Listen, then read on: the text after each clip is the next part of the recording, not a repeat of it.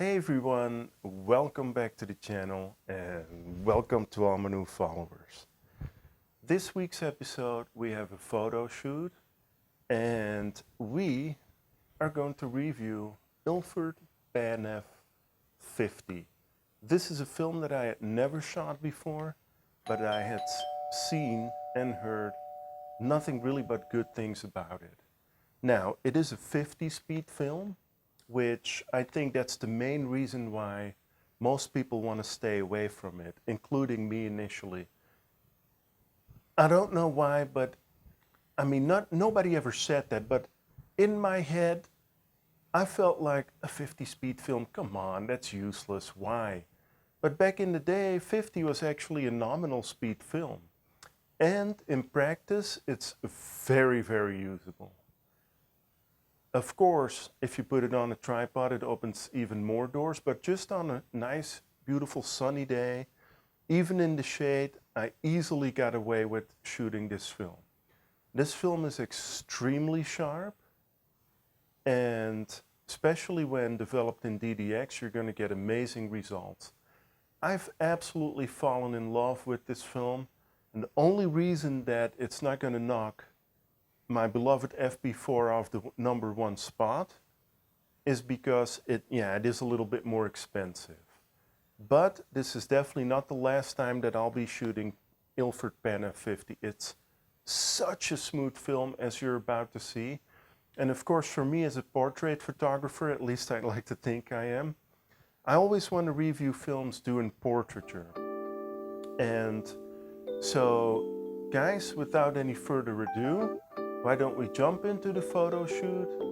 And once the photo shoot is done, we're going to go over some photos and go a little bit more in depth into why this film is just such a phenomenal film. To me, honestly, it is the golden standard.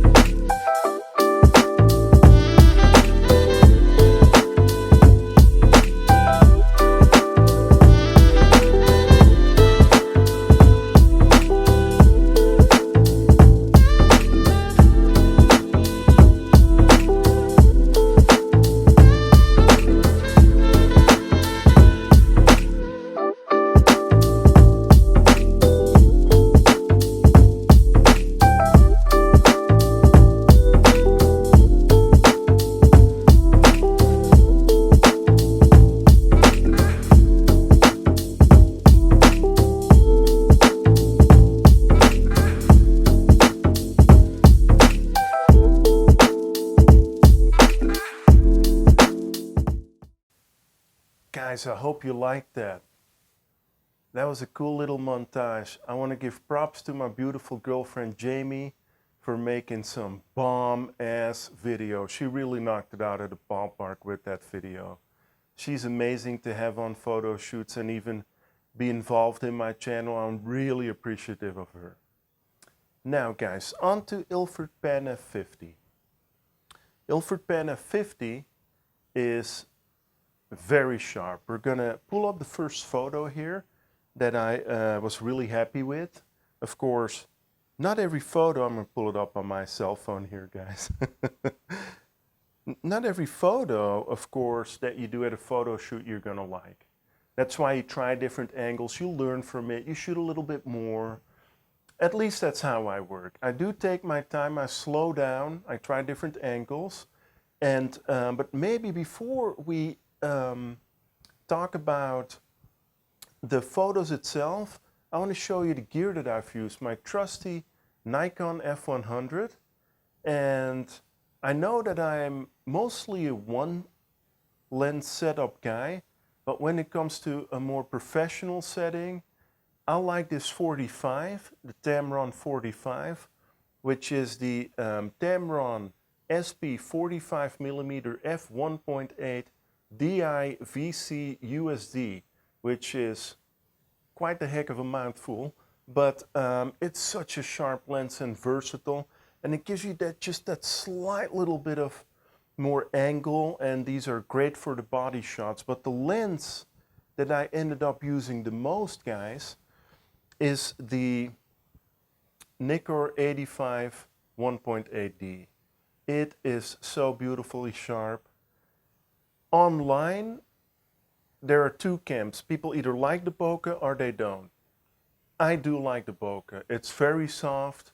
If you know how to introduce bokeh in your shot with the right type background, it is creamy and it is sharp, and I absolutely love this lens. I don't need any more sharpness out of a lens, especially not on PanF 50, which is already a super sharp lens. But that's the gear that's being used.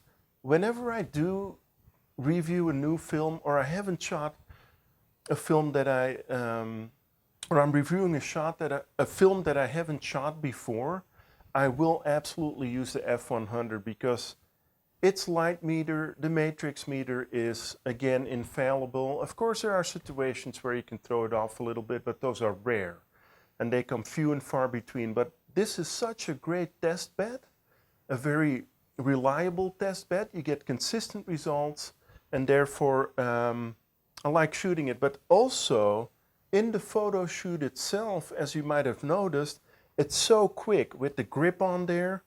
It's fast. I don't have to fiddle or wait, have the model wait, like, hey, when is this guy gonna get the shot in focus? It's taking too long. You wanna be spontaneous, you wanna be able to catch the moments quick, because moments are fleeting. But anyway, that's the gear that's being used, and in the future I'll definitely do a review on the Nikon F100 because I believe it's just a phenomenal camera. I know, but what's a camera, guys? Camera. Anyway, guys, here we go. The first photo that I really like, there's only 3. I'm not going to bother you with the 3,000 photos that I took. No, I'm kidding. So there's 3 photos here, guys. Let me get into the cell phone here. And the first photo that I really like is this one, and I'll definitely put it up on the screen here.